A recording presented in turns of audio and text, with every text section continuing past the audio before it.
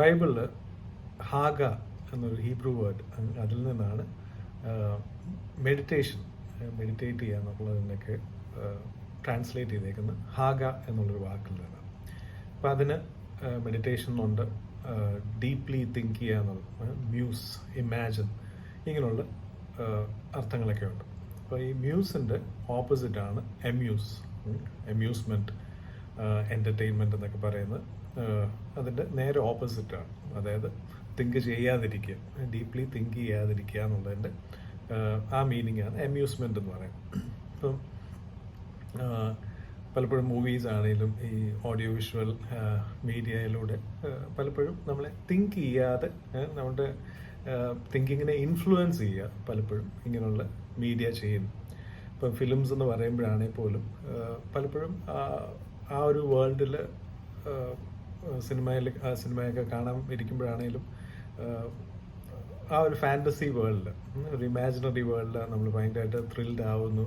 ചിലപ്പോൾ ഹൊറർ ആണെങ്കിൽ പേടി വരുന്നു, ചിരിയാണെങ്കിൽ ചിരിക്കുന്നു, ഇങ്ങനെയുള്ള കാര്യങ്ങളെല്ലാം ഉണ്ട്. പക്ഷെ ആലോചിച്ച് കഴിഞ്ഞാൽ എഗെയിൻ ആ ആക്ടേഴ്സോ ആക്ട്രസസോ അങ്ങനെയുള്ള ആൾക്കാരോടായിരിക്കും നമുക്ക് ഒരു ആരാധന പോലെ തോന്നാറുണ്ട്.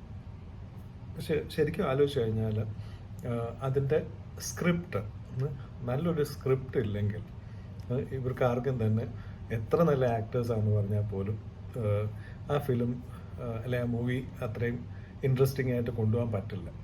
അപ്പം അതിൻ്റെ പുറകിൽ നല്ലൊരു സ്ക്രിപ്റ്റോ അല്ലെങ്കിൽ സ്ക്രീൻ പ്ലേയോ ഇങ്ങനെയുള്ള കാര്യങ്ങളൊക്കെ ഉണ്ടെങ്കിൽ മാത്രമേ ഇവർക്ക് എന്തെങ്കിലും ആക്ട് ചെയ്യാൻ പറ്റുള്ളൂ. അല്ലെങ്കിൽ എത്ര നല്ല ആക്ടറാന്ന് പറഞ്ഞാൽ പോലും അവർ ഡോക്ടറിൻ്റെ റോളാണെങ്കിലും കൊള്ളാം, വക്കീലിൻ്റെ റോളാണെങ്കിലും കൊള്ളാം, ഇതെല്ലാം കൺവിൻസിംഗ് ആയിട്ട് അവർക്ക് ആക്ട് ചെയ്യാൻ പറ്റും.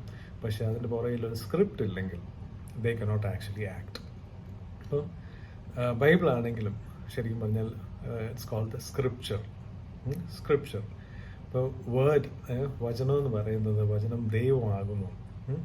അപ്പം ശരിക്കും ആ സ്ക്രിപ്റ്റ് മനസ്സിലാക്കി ധ്യാനിക്കുകയും മെഡിറ്റേറ്റ് ചെയ്യും. അതായത് ഫിലിമൊക്കെ കാണുമ്പോഴത്തേക്ക് നമ്മൾ ആലോചിച്ച് കഴിഞ്ഞാൽ 2-3 മണിക്കൂറത്തെ ഒരു എൻ്റർടൈൻമെൻറ്റിന് വേണ്ടിയിട്ട് എത്രയോ നാളുകളായിരിക്കും. ചിലപ്പം ഭയങ്കര ഹൈപ്പുള്ളൊരു മൂവി ആണെങ്കിൽ എത്രയോ നാളുകളായിരിക്കും അതിനുവേണ്ടി ആൻറ്റിസിപ്പേറ്റ് ചെയ്യുന്നു. പക്ഷെ കൂടിപ്പോയാൽ ആ 2-3 മണിക്കൂറത്തെ ഒരു പ്ലഷറേ അതുകൊണ്ട് ഉണ്ടാകുന്നു. ഇപ്പം ടോട്ടലി ഒരു ഇമാജിനറി വേൾഡ്, ചിലപ്പോൾ ഡ്രസ്സാണെങ്കിലും കാര്യങ്ങളും എല്ലാം തന്നെ ഭയങ്കര അട്രാക്റ്റീവായിട്ടൊക്കെ നമുക്ക് തോന്നുമെങ്കിലും പൊതുവെ അതൊന്നും നമുക്ക് പബ്ലിക്കിൽ നമുക്ക് ചേരുന്ന വേഷങ്ങളോ കാര്യങ്ങളോ ഒന്നും ആയിരിക്കത്തില്ല. പക്ഷെ ആ ഒരു അത്രയും നേരം we are lost in that world. അപ്പോൾ ആ രീതിയിൽ അത് ജസ്റ്റ് ഒരു ടെമ്പററി പ്ലഷർ എന്നുള്ളേ ഉള്ളൂ. It's not actually helping you with life. പക്ഷെ അതിന് വേണ്ടിയിട്ട് എത്രയോ മണിക്കൂറുകളാണ് വെയിറ്റ് ചെയ്യുന്നതും ആൻറ്റിസിപ്പേറ്റ് ചെയ്യുന്നതും എല്ലാം കളയുന്നുമില്ല. പക്ഷേ കമ്പയർ ടു ദാറ്റ് വേർഡ് എന്ന് പറയുന്നത് ഞാൻ പറഞ്ഞല്ലോ, സ്ക്രിപ്ചർ, ആ വേർഡ് ഇസ് ഗോഡ് എന്ന് പറയും. വചനം ദൈവമാകുന്നു. യോഹന്നാൻ്റെ ഗോസ്പലിൽ 1st ചാപ്റ്ററിൽ എന്ന് പറയുന്നത് the word is God, everything was created by the word എന്നുള്ള പറയുന്നുണ്ട്. അപ്പം വചനത്തിന് അതുപോലെ പവറുണ്ട്. ആ വചനം നമ്മൾ മെഡിറ്റേറ്റ് ചെയ്യും, നേരത്തെ പറഞ്ഞ പോലെ ഡീപ്ലി തിങ്ക് ചെയ്യും.